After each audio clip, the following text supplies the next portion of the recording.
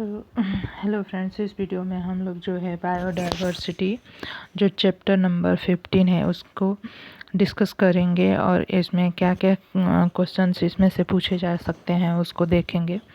तो बायोडाइवर्सिटी क्या होता है? बायोडाइवर्सिटी मीन्स कि जो प्लेनेट जिस पे हम रहते हैं, जैसे कि अर्थ हमारा प्लेनेट है जिस पे हम रहते हैं, तो उस पे जो सबसे ज़्यादा फैसिनेटिंग चीज़ है वो है बायोडाइवर्सिटी। बायोडाइवर्सिटी मीन्स कि बायो मीन्स की लिविंग थिंग की डाइवर्सिटी, वेराइटी, कितनी वेराइटी के लिविंग ऑर्गेनिज्म जो है अर्थ पे पाए जाते हैं।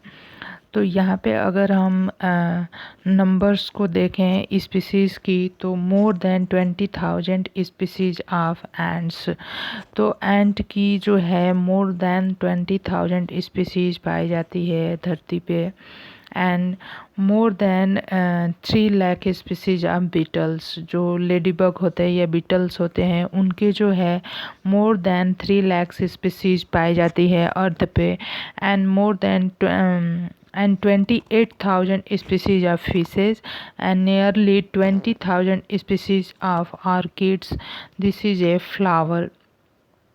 तो हर एक एनिमल, छोटा से छोटा एनिमल है या फिर कोई प्लांट है या फिशेज हैं या कोई फ्लावर है, हर फ्लावर या हर एंड हर एक छोटे एनिमल की बहुत सारी वैरायटी होती है जो कि हम एक डीप स्टडी के थ्रू ही उसको अच्छे से समझ सकते हैं। Ecologists and evolutionary biologists have been trying to understand the significance of such diversity by asking important question: why are there so many species? हमारे अर्थ पे इतनी ज़्यादा स्पीसीज क्यों हैं? Did such great diversity exist throughout Earth's history? क्या हमारे अर्थ पे जो है शुरू से, जब से धरती बनी है, जब से अर्थ प्लेनेट बना है, तब से इतनी ज़्यादा डाइवर्सिटी, ग्रेट डाइवर्सिटी एग्जिस्ट करती है? How did this diversification come about? और इतनी ज़्यादा वेराइटी या डाइवर्सिफिकेशन जो अर्थ पे है वो कहाँ से आया है, मतलब कि कब से शुरू हुआ है और इतना कैसे बना है? How and why is this diversity important to the biosphere? और ये डाइवर्सिटी जो है बायोस्फीयर के लिए क्यों इम्पॉर्टेंट है? Would it function any differently if the diversity was much less? How do humans benefit from the diversities of life? और अर्थ पे जो है ये इतनी सारी डाइवर्सिटी है, तो क्या ह्यूमन बीइंग को इससे कुछ फ़ायदा हो सकता है? तो पहले तो हम देखते हैं डाइवर्सिटी का। In our biosphere immense diversity और heterogeneity exist not only at the species level but at all level of the biological organization, ranging from the micromolecule within cell to biome. तो बायोडाइवर्सिटी जो है, biodiversity is the term popularized by the sociobiologist Edward Williams to describe the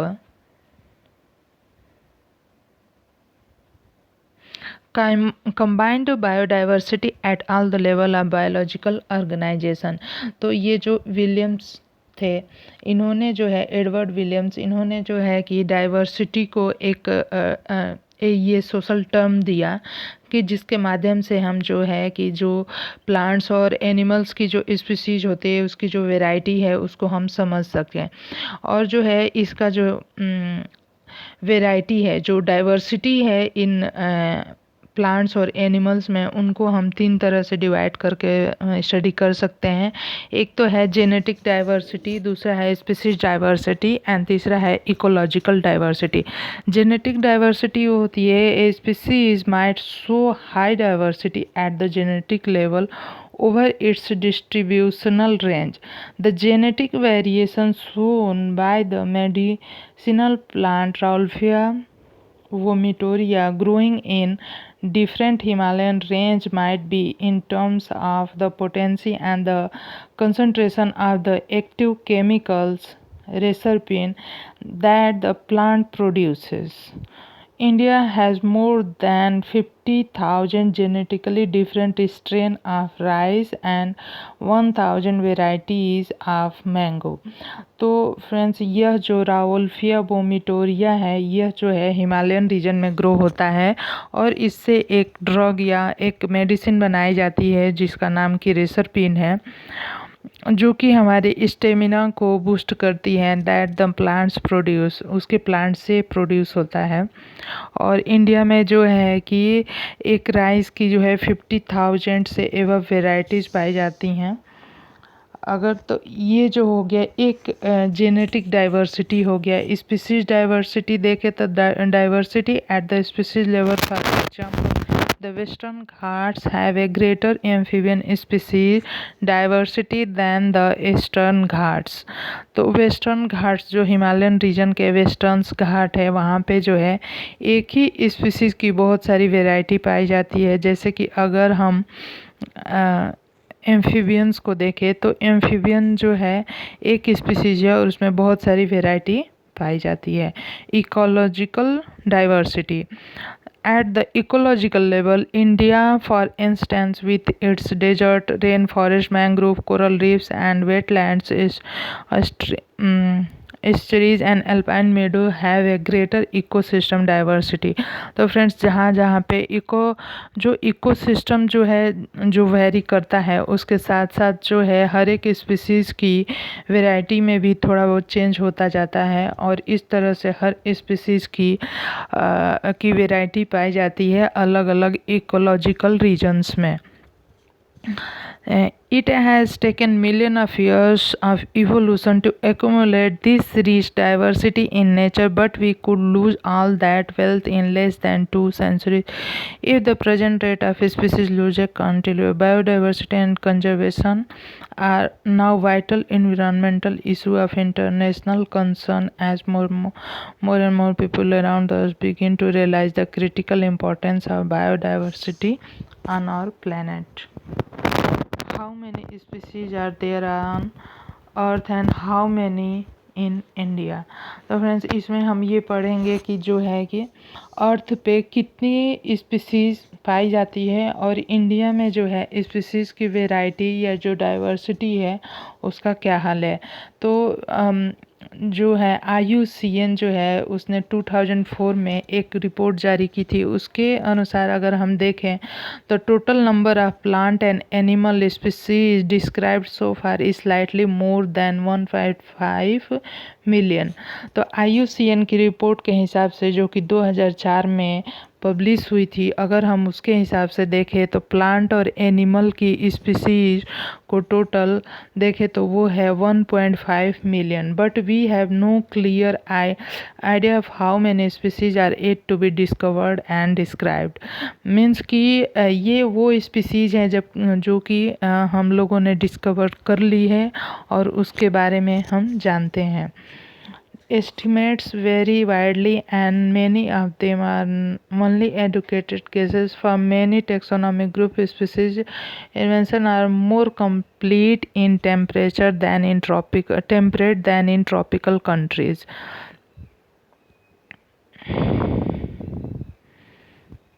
Considering that an overwhelming large population of species within to be discovered are in the tropics। और friends, यहाँ पे हम ये देखते हैं कि जो ट्रॉपिकल रीजन है वहाँ पे जो है स्पीसीज डाइवर्सिटी ज़्यादा होती है than the temperate regions. Some extreme estimates range from 20 to 50 million, but a more conservative and scientifically sound estimate may be made by Robert may place the global species diversity at about 7 million।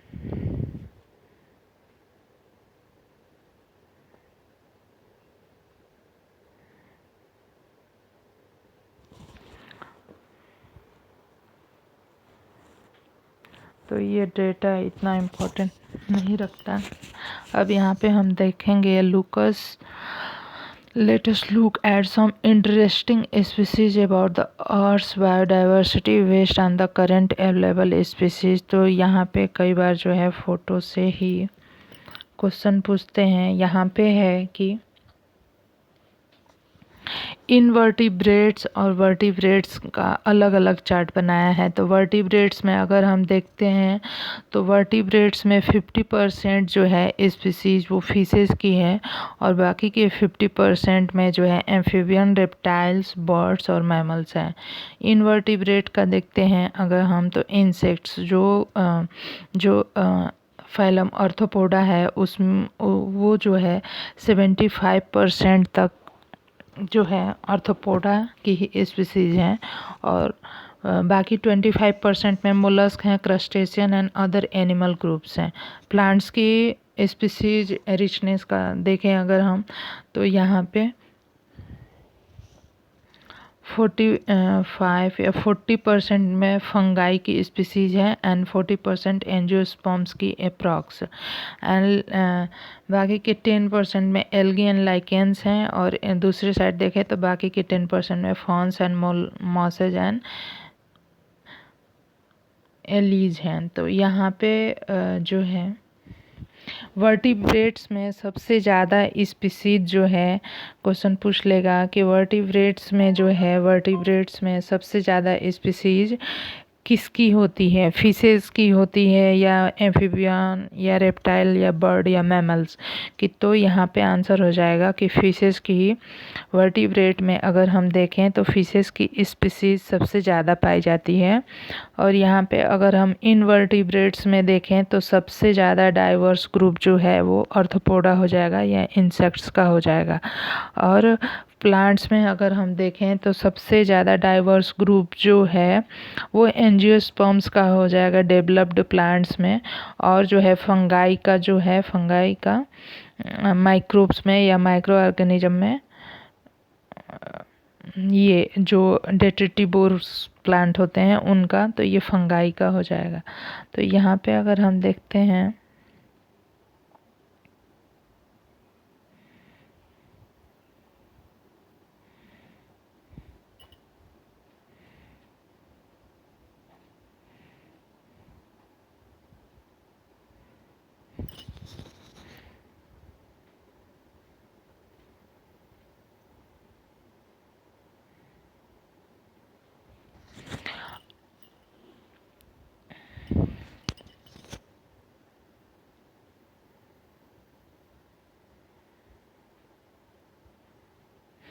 although India has only 2.4% of world's land area, जबकि India के पास जो है पूरा जो land area है earth पे जो है कि 3/4 तो वाटर ही है।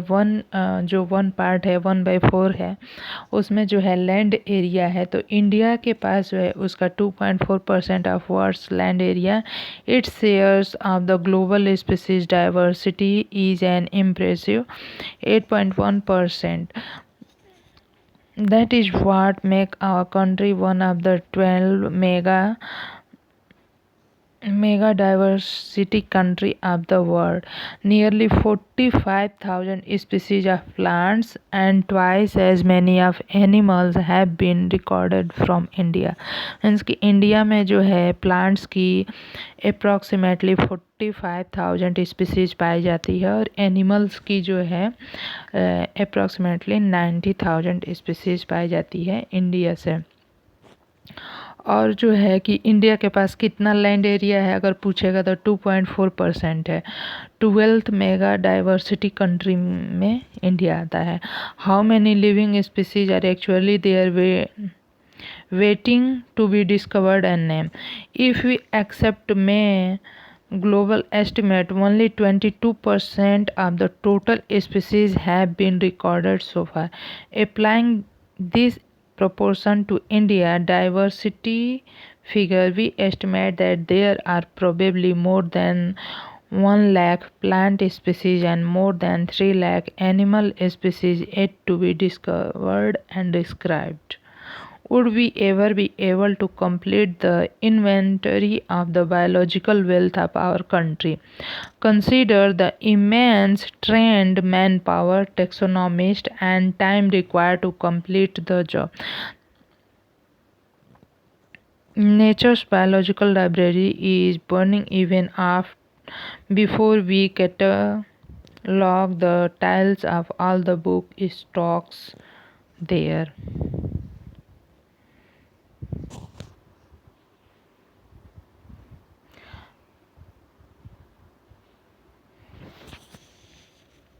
Pattern of biodiversity. तो हमारा जो प्लेनेट है अर्थ, तो अर्थ पे जो है बायोडाइवर्सिटी का पैटर्न जब हम देखते हैं तो लॉन्गिट्यूडनल ग्रेडियंट में देखते हैं।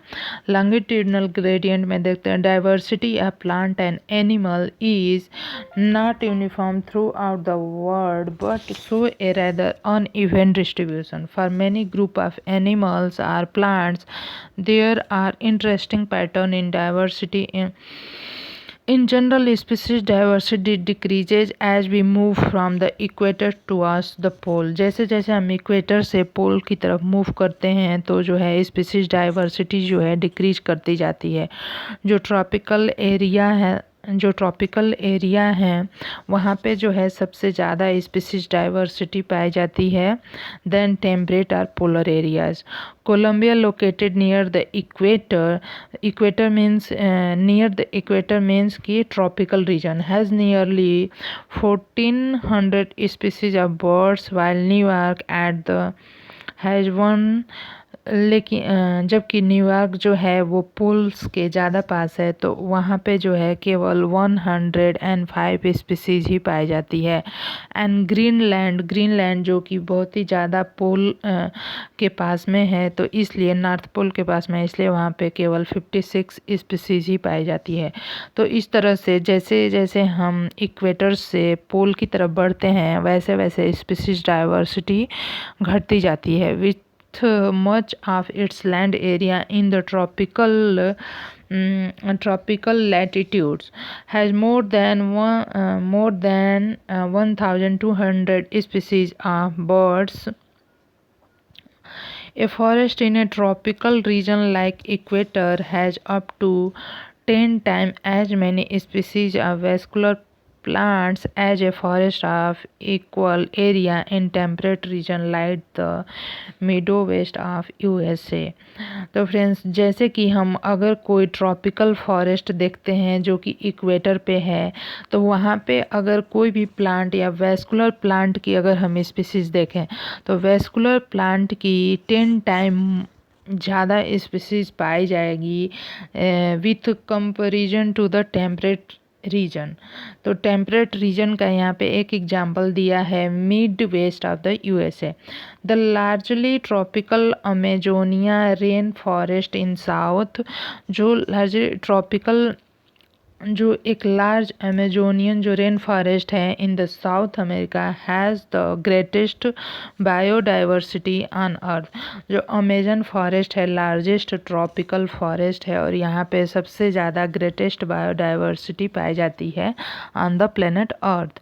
It is home to more than 40,000 species of plants and 3,000 of fishes, 1,300 of birds and 427 of mammals, 427 of amphibians and 378 of reptiles and more than 125,000 invertebrates.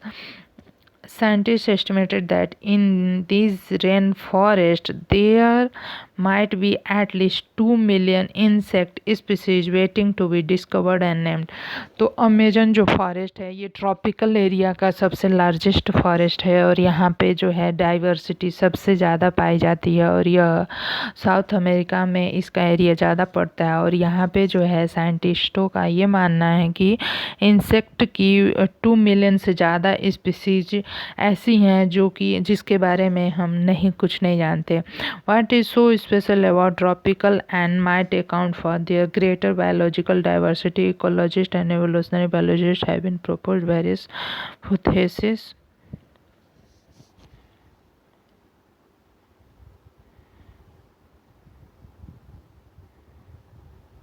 Tropical environments unlike temperate ones. तो यहाँ पे हम ये देखते हैं कि जो tropical environments होते हैं वो टेम्परेट की तरह नहीं होते हैं। जो ट्रॉपिकल इन्वायरमेंट होते हैं वो मोर कांस्टेंट होते हैं और प्रेडिक्टेबल होते हैं। ट्रॉपिकल रेन फॉरेस्ट में ज़्यादा सोलर एनर्जी अवेलेबल होती है विच कंट्रीब्यूट टू हाई प्रोडक्टिविटी। और जहाँ पे ज़्यादा सोलर एनर्जी होती है वहाँ पे प्रोडक्टिविटी भी हाई होती है। This in turn might contribute indirectly to greater diversity. और इस तरह से यहाँ पे ग्रेटर डाइवर्सिटी पाई जाती है। स्पीसीज एरिया रिलेशनशिप, इसको हम एक ग्राफ के हेल्प से समझेंगे। स्पीसीज रिचनेस, और तो जैसे जैसे एरिया बढ़ता जाता है तो वैसे वैसे स्पीसीज रिचनेस भी बढ़ता जाता है। लेकिन ड्यूरिंग और इसको एक ग्राफ के मदद से हमने समझा है। तो यह तो अगर ये पूछता है कि इन the relation between the species richness and area for a wide variety of taxa, angiosperm plants, birds, bats, freshwater fishes turns out to be a rectangular hyperbola। तो हम अलग अलग स्पीसीज का जो है रिचनेस देखते हैं अलग अलग एरिया में। तो यह जो है ज़्यादातर एरिया में रेक्टेंगुलर हाइपरबोला ही मिलता है। तो अगर हमसे क्वेश्चन पूछता है कि स्पीसीज रिचनेस वर्सेस एरिया का जब हम ग्राफ बनाते हैं तो उसका शेप कैसा होगा, तो रेक्टेंगुलर हाइपरबोला होता है। नेक्स्ट है the importance of species diversity to the ecosystem. हमें यहाँ पे ये देखना है कि स्पीसीज की जो डाइवर्सिटी है, स्पीसीज की जो डाइवर्सिटी है वो इकोसिस्टम को बैलेंस करने के लिए कैसे इम्पोर्टेंट है। वैसे तो इस क्वेश्चन का आंसर एक्चुअली देखा जाए तो क्लियरली नहीं पता है, लेकिन स्पीसीज की जो डाइवर्सिटी है वो किसी भी इकोसिस्टम को बैलेंस करने में कैसे हेल्प करती है इसको समझाया है।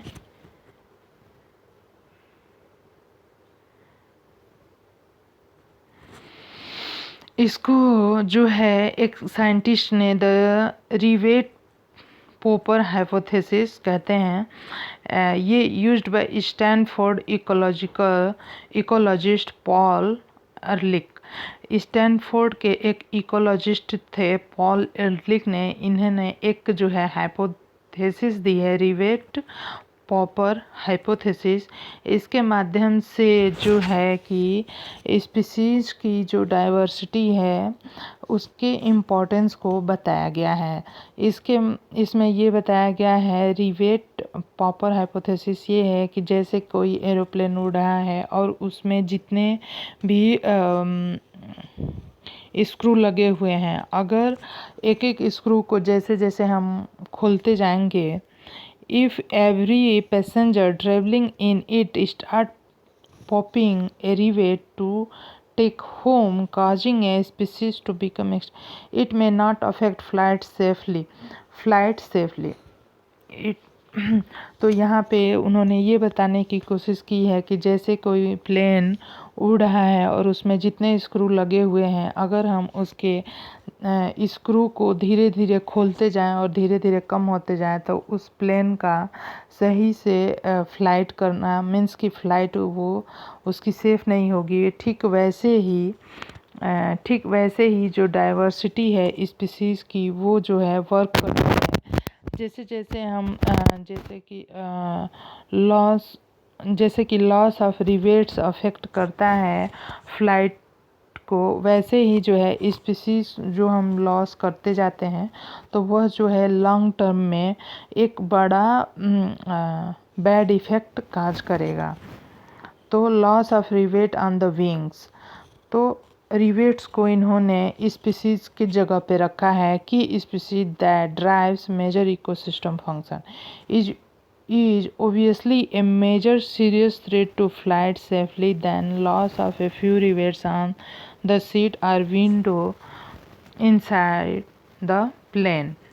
तो जैसे जैसे एक एक स्पीसीज को हम खोते जाएंगे या लॉस होते जाएगी स्पीसीज की, वैसे वैसे जो है कि वो इकोसिस्टम जो है उसका बैलेंस बिगड़ता जाएगा और जो है लास्ट में उसके लिए वो बहुत ही डेंजरस साबित होगा। तो यहाँ पे अगला दिया हुआ है लॉस ऑफ। तो इसमें से ये क्वेश्चन पूछता है कि रिवेट पॉपर हाइपोथेसिस जो है किसके द्वारा दी गई, तो यह है पॉल एरलिख के द्वारा दिया गया। नेक्स्ट है loss of diversity. While it is doubtful if any new species are being added through speciation into the अर्थ's treasury of species, there is no doubt about their continuing losses. The biological wealth of our planet has been declining rapidly, and the accusing finger is clearly pointing to human activities. The colonization of tropical Pacific island by humans is said to have led to the extinction of more than 2,000 species of native birds. The IUCN Red List 2004 documents the extinction of तो IUCN की जो 2004 की जो report है उसके अनुसार extinction of 784 species के extinction के बारे में है, including 338 vertebrates, 359 invertebrates and 87 plants in the last 500 years. Some examples of recent extinction include the dodo, क्वेगा जो कि डोडो जो था मार्टियस से एक कंट्री है, क्वेगा जो है अफ्रीका में पाया जाता था, थाइलेसिन जो है ऑस्ट्रेलिया से, एंड स्टीलर सी काउ जो कि रसिया में पाई जाती है, and 3 sub species of tiger. The last 20 years alone have witnessed the disappearance of 27 species. Careful analysis of records so that extinction across the taxa are not random. Some groups like amphibians appear to be more vulnerable to extinction. तो amphibia के कुछ species जो हैं वो ज़्यादा vulnerable हैं to extinction, adding to the grim scenario of extinction in the fact that more than 15,500 species worldwide are facing the threat of extinction. Presently, 12% of all bird species, 23% of all mammal species, and 32% of all amphibian species, and 31% of all gymnosperm species in the world face the threat of extinction. From a study of the history of life on Earth through fossil record, we learn that large-scale loss of species like one we are currently witnessing have also happened earlier, even before humans appear on the scene. During the origin and diversification of life on the earth, there were 5 episodes of mass extinction of species. How is the 6th extinction presently in progress different from the previous episode? The difference is in the rate. The current species extinction rate are estimated to be 100 to 1000 times faster than in the pre-human times, and our activities are responsible for the faster rates. Ecologists warn that if the present trend continues, nearly half of all the species on Earth might be wiped out within the next 100 years. अगर हम इसी speed से, अगर ये species का जो extinction है अगर इसी स्पीड से होता रहे तो nearly half of the all species जो अर्थ पे जो जितने स्पीसीज है उनकी आधी जो है सब समाप्त हो जाएगी in next 100 year. In general, loss of biodiversity in a region may lead to a decline in plant production, lowered resistance to environmental perturbation such as drought, and increased variability in certain ecosystem processes such as plant productivity, water use, and pest and disease cycle.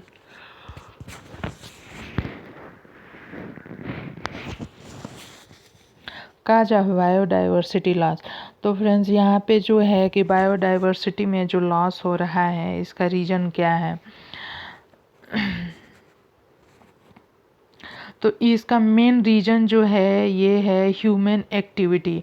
जो human activity है वही जो है सबसे बड़ा reason है loss of biodiversity का। There are 4 major causes. Habitat loss and fragmentation. किसी भी स्पीसीज़ का हैबिटेट जहाँ वो रहता है और अपने खाने के लिए जो भी फूड इकट्ठे करता है, अगर वो एरिया ही नहीं होगा तो उसका एक्सटेंशन तो होना ही है। तो जो है सबसे बड़ा कारण जो है बायोडाइवर्सिटी लॉस का वो है हैबिटेट का लॉस होना। causes driving animals and plant to extinction. The most dramatic example of habitat loss come from the tropical rainforest। और जहाँ पे सबसे ज़्यादा बायोडाइवर्सिटी पाई जाती है वहीं पे जैसे कि ट्रॉपिकल रेन फॉरेस्ट है। once covering more than 40% of the earth's land surface, these rain forests now cover no more than 6%। पहले जो है ये ट्रॉपिकल रेन फॉरेस्ट जो है अर्थलैंड के 40% पे लैंड पे थे और अभी जो है ये केवल 6% ही हैं। They are being destroyed fast. By the time you finish reading this chapter पे हो गया। नेक्स्ट जो रीजन है स्पीशीज एक्सटिंक्शन का वो है over exploitation. Humans have always depended on the nature for the food and shelter, but when need turns to greed, it leads to over exploitation of natural resources. जो भी natural resources हैं अगर हम उसका दुरुपयोग करते हैं तो वो भी जो है एक्सटेंशन काज करता है। Alien species invasion. When alien species are introduced unfortunately unintentionally or undeliberately for whatever purpose, some of them turn invasive and cause decline and extinction of indigenous species। जैसे कि किसी भी एरिया में अगर कोई दूसरी स्पीसीज जो है कि का इन्वेजन हो जाता है तो वह जो है इंडिजिनस स्पीसीज के लॉस का कारण बनती है। The Nile perch introduce into the lake Victoria in east Africa led eventually to the extinction of ecologically unique assemblage of more than 200 species of cichlid fish in the lake। तो इस तरह से बहुत सारे एग्जाम्पल है। Coexistence. When a species becomes extinct, the plant and animal species associated with it in a obligatory way also become extinct। जैसे कि दो स्पीसीज जो कि साथ साथ को एक्जिस्टेंस में है, अगर उसमें से एक स्पीसीज एक्सटिंक्ट हो जाता है तो दूसरा स्पीसीज भी एक्सटिंक्ट हो जाता है। When a host fish species become extinct, its unique assemblage of parasite also meets the same fate। Biodiversity conservation. Biodiversity का हमें कंजर्वेशन कैसे करना है या कैसे करना चाहिए। There are many reasons, some obvious and other not so obvious, but all the equally important. They can be grouped into 3 categories. Narrow utilitarian argument for conserving biodiversity are obvious. Human derive countless direct economic benefit from nature: food, cereal, pulses, fruits, firewood, fiber, construction material, Industrial products, tannins, lubricants, dyes, resin, perfumes, and products of medicinal importance. More than 25% of the drug currently sold in the market worldwide are derived from the plants, and 25,000 species of plants contributed to the traditional medicine used by native people around the world.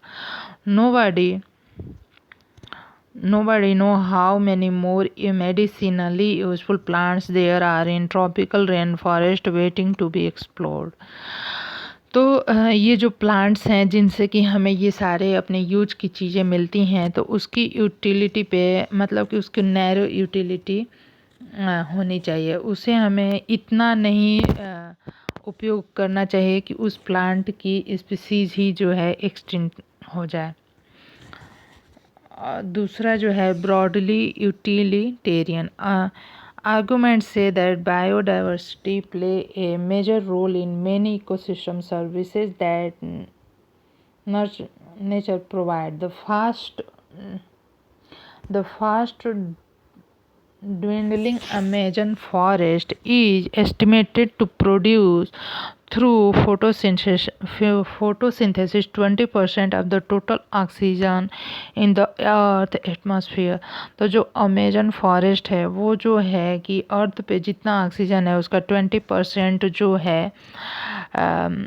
वो Amazon forest से आता है। Earth पे जितना भी oxygen है उसका 20% Amazon forest के प्लांट्स फोटोसिंथेसिस के द्वारा इवॉल्व करते हैं। Can we put an economic value on this service by nature? You can get some idea by finding out how much your neighborhood hospital spends on a cylinder of oxygen.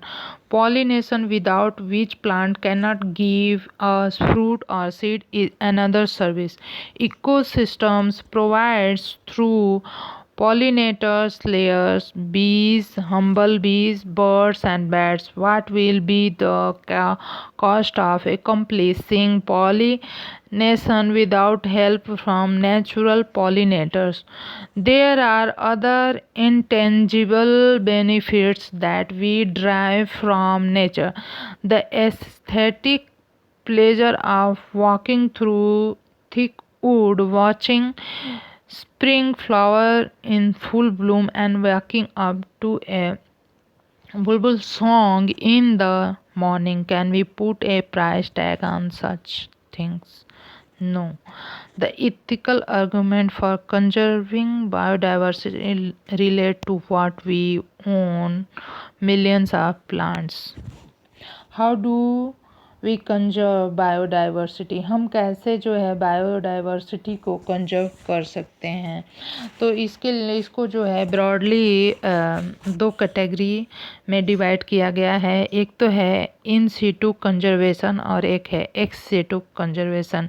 In situ conservation जो होता है on the site conservation होता है। How एक्सटिव conservation जो होता है of site conservation होता है। ठीक है, तो फिर से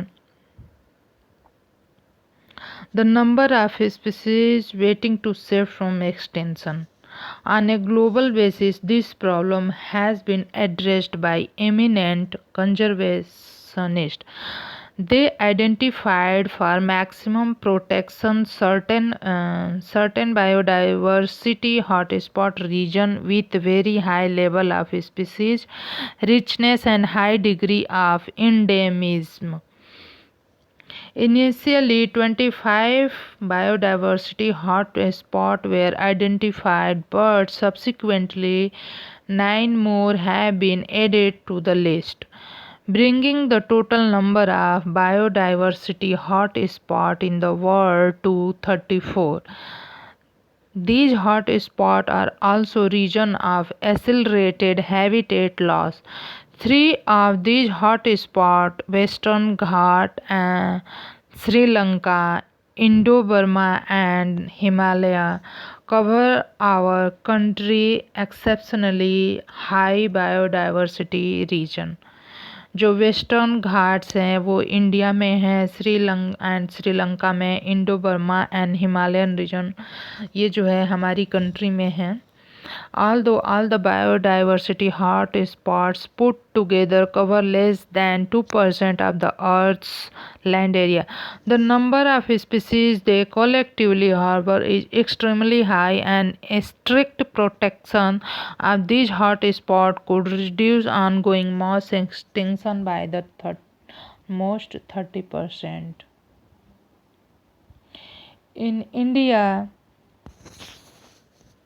ecologically unique and biodiversity rich regions are legally protected as biosphere reserve. तो इंडिया में जो बायोडाइवर्सिटी रिच रीजन है वो जो है उनको प्रोटेक्ट किया गया है as a biosphere reserve, national parks and sanctuary. India has 14 biosphere reserves, 90 national parks, and 448 wildlife sanctuary. India has also a history of religious and cultural tradition that emphasize protection of nature. In many cultures, tract of forest were set aside.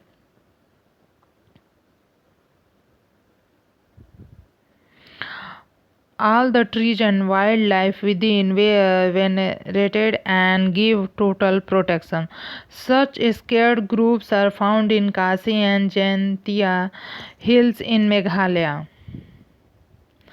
Aravalli Hills of Rajasthan, Western Ghats region of Karnataka and Maharashtra, and the Sarguja, Kannada and Bastra areas of Madhya Pradesh. In Meghalaya, the scared groups are the last refuge for a large number of rare and threatened plants. एक situ conservation में अगर हम देखते हैं तो in this approach threatened animal and plants are taken out from their natural habitat and placed in a specialized setting given। तो जो zoological park हैं, बॉटेनिकल गार्डन है और वाइल्ड लाइफ सफारी पार्क्स हैं, वो जो है एक सिटू कंजर्वेशन का काम करते हैं। जो प्लांट्स और एनिमल जो है वो थ्रेटेंड एनिमल और प्लांट स्पीसीज हैं, तो उनको जो है हम जूलॉजिकल पार्क्स या बॉटेनिकल गार्डन में ले आकर उनके लिए फेवरेबल कंडीशन जो है अवेलेबल कराते हैं। इन रिसेंट ईयर एक Situ conservation has advance beyond keeping threatened species in enclosure. Now gametes of the threatened species can be preserved in viable and fertile condition for long period. Using cryopreservation technique, egg can be fertilized in vitro and plants can be propagated using tissue culture methods. Seeds of different genetic strain of commercially important plants can be kept for long period in seed banks. The historical convention on biodiversity the earth summit, जो अर्थ summit जो है कि वो historical convention है biological diversity के ऊपर, जो कि हेल्ड किया गया था रियो डी जेनेरियो में इन 1992, called upon the nation to take appropriate measure for the conservation of biodiversity and sustainable utilization of its benefits।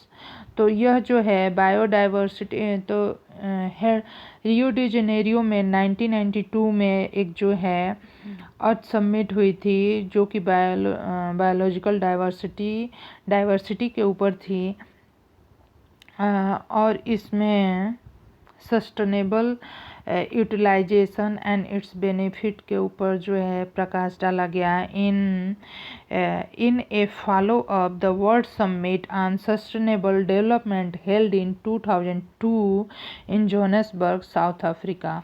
और इसी की अर्थ समिट की एक अगली मीटिंग जो है 2002 में जोहान्सबर्ग, साउथ अफ्रीका में हुई थी, in which 190 countries placed their commitment to achieve by 2010 a significant reduction in the current rate of biodiversity loss at global regional and local level. तो फ्रेंड्स इसमें जो है क्वेश्चन पूछ देता है कि इन सिटू कंजर्वेशन में क्या क्या आते हैं।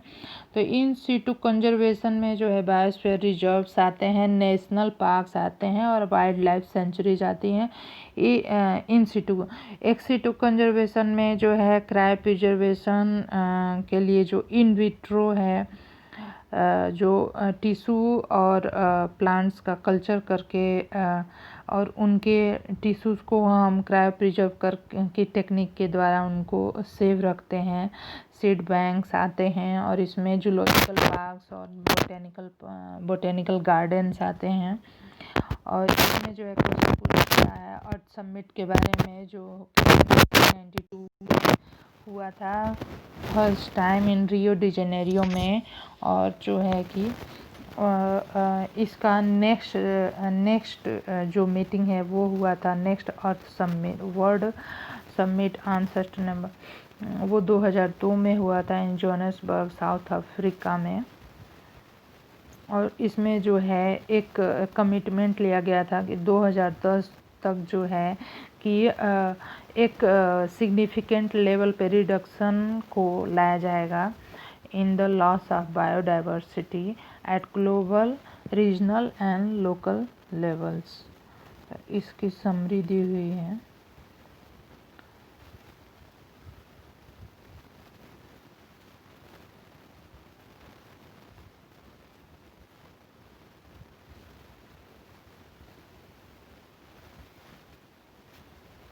तो फ्रेंड्स ये जो था बायोडाइवर्सिटी चैप्टर था, इसके एक्सरसाइज जो है हम लास्ट के इसका एक्सरसाइज जो है हम कि नेक्स्ट वीडियो में कर लेंगे। अगर आपको मेरा वीडियो पसंद आता है तो मेरे वीडियो को लाइक करें, शेयर करें और सब्सक्राइब करें। Thank you.